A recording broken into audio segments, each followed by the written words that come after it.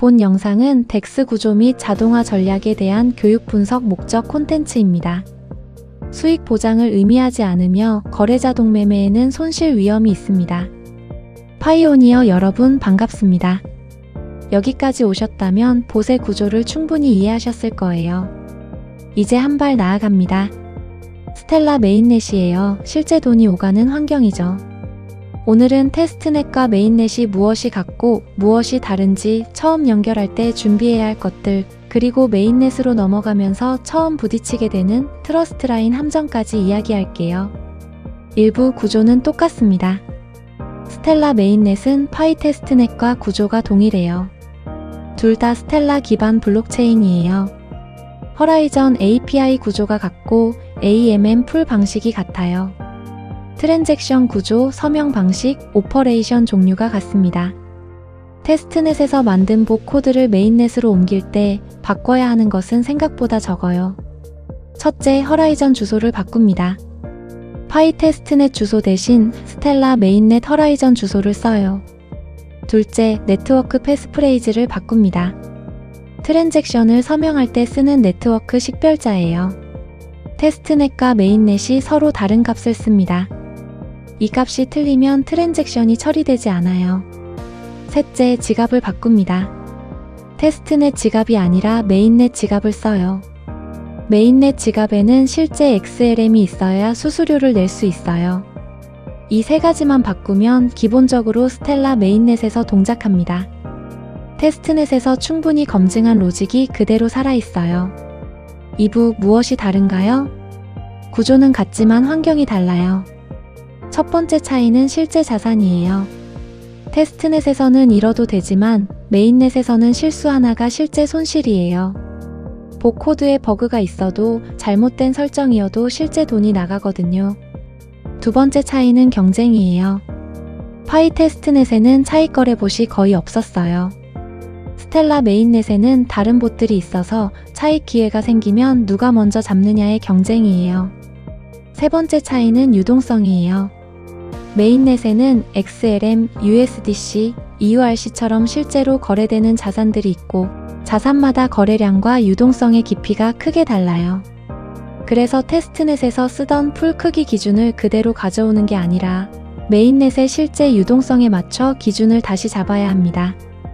네 번째 차이는 자산 신뢰성이에요. 스텔라에서는 누구나 토큰을 발행할 수 있습니다. 이름은 USDC처럼 보여도 실제로는 다른 발행자인 경우가 있어요. 풀에서 자산 코드뿐 아니라 발행자 주소도 확인하는 습관이 중요합니다. 알려진 신뢰할 수 있는 자산들로 구성된 풀에서 시작하는 것이 안전해요.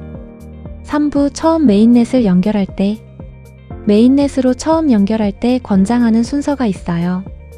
먼저 거래 없이 데이터만 읽습니다. 허라이전 주소와 패스프레이즈만 메인넷으로 바꾸고 거래를 실행하는 부분은 잠시 비활성화해요. 풀 목록을 제대로 가져오는지, 잔액 조회가 되는지 확인하는 거죠. 다음으로 아주 작은 금액으로 거래를 한번 해봅니다. 트랜잭션이 제대로 구성되는지, 서명이 맞는지, 제출이 되는지 확인해요. 이 단계를 거친 다음에 실제 운용 금액으로 봇을 시작해요. 테스트넷에서 수십 번 성공했어도 메인넷 첫 거래는 처음 하는 것과 같아요. 환경이 바뀌었으니까요. 메인넷에서는 DB를 새로 만드는 것이 좋아요. 테스트넷 거래 기록과 메인넷 거래 기록이 섞이면 분석이 어렵거든요.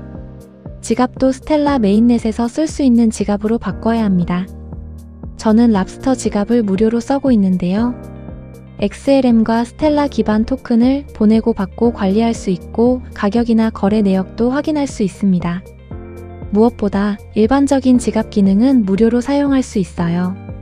처음 메인넷에서 봇을 돌리기 시작하면 몇 시간 지나지 않아 테스트넷에서 보지 못했던 상황들이 생겨요. 가장 먼저 만나는 것이 경쟁 봇이에요. 4부 메인넷에서 처음 만나는 함정인 트러스트 라인.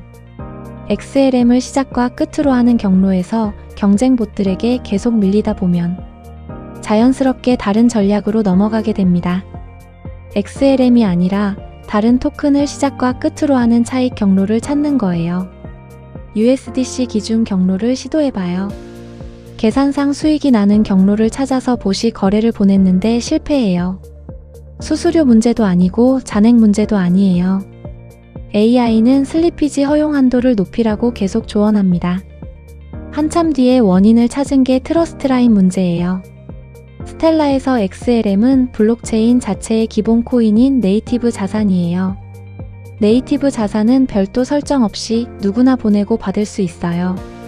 하지만 네이티브 자산이 아닌 토큰을 지갑에 보유하려면 먼저 트러스트 라인을 설정해야 합니다. 트러스트 라인은 이 토큰을 내 지갑에서 받겠다고 블록체인에 선언하는 거예요. 그 토큰의 발행자 주소를 명시해서 이 발행자가 만든 이 토큰을 신뢰하겠다고 등록하는 거죠. 트러스트 라인이 없으면 그 토큰을 받을 수 없어요. 누군가 내 지갑으로 그 토큰을 보내려 해도 트랜잭션 자체가 실패합니다. 왜 이런 구조냐면 스텔라에서는 누구나 토큰을 발행할 수 있기 때문이에요. 원치 않는 토큰이 내 지갑에 마구 들어오는 것을 막는 보호장치예요. 내가 명시적으로 허용한 토큰만 받겠다는 거죠. 이 개념은 이더리움 같은 다른 블록체인과 달라요. 이더리움에서는 ERC20 토큰을 누구나 그냥 보낼 수 있어요. 파이 테스트넷에서 파이가 네이티브 자산이어서 이 개념 자체를 몰라도 봇이 잘 돌아갔어요. 파이로 시작해서 파이로 돌아오는 경로는 트러스트 라인을 전혀 신경 쓸 필요가 없었거든요. 그래서 처음엔 이 함정에 빠지게 됩니다. 5부 트러스트 라인을 설정할 때 고려할 점. 트러스트 라인 설정도 블록체인 트랜잭션이에요. 체인지 트러스트 오퍼레이션을 사용합니다. 토큰 코드와 발행자 주소를 지정해서 이 토큰을 내 지갑에서 보유할 수 있도록 블록체인에 등록하는 거예요. 한번 설정해두면 그 다음부터는 해당 토큰을 시작 자산으로 사용하는 삼각 차익 경로도 다룰 수 있습니다. 주의할 점도 있습니다. 트러스트 라인을 하나 추가할 때마다 지갑에는 일정량의 XLM을 최소 잔액으로 남겨둬야 합니다. 쉽게 말하면 토큰을 받을 수 있는 통로를 하나 만들 때마다 XLM 일부가 보증금처럼 묶이는 것입니다. 그래서 트러스트 라인을 너무 많이 만들어두면 지갑에 XLM이 있어도 그중 일부는 사용할 수 없게 됩니다. 결국 실제로 송금이나 거래에 쓸 수 있는 XLM이 줄어들 수 있습니다. 그리고 코드 쪽에서 신경 쓸 부분이 있어요. 봇 초기 세팅 코드에 트러스트 라인 설정 단계를 포함해 두는 게 좋아요. 트랜잭션 제출 직전에 베이스 토큰에 트러스트 라인이 있는지 확인하고 없으면 자동으로 설정하는 코드를 만들어줘라고 AI에게 부탁하면 됩니다. 오늘은 테스트넷에서 메인넷으로 넘어갈 때 무엇이 같고 무엇이 다른지, 처음 연결할 때 어떤 순서로 준비해야 하는지, 그리고 XLM이 아닌 다른 토큰을 쓰려는 순간 만나게 되는 트러스트 라인 함정을 이야기했어요. 다음 화는 이 시리즈의 마지막이에요. 메인넷 설정 최적화, 속도 경쟁의 구조적 벽, 그리고 에피소드 1부터 이어진 이 여정이 무엇을 남겼는지 이야기할게요. 질문이나 의견은 댓글로 남겨주세요. 도움이 됐다면 좋아요와 구독도 부탁드리고요. 영상 봐주셔서 감사합니다.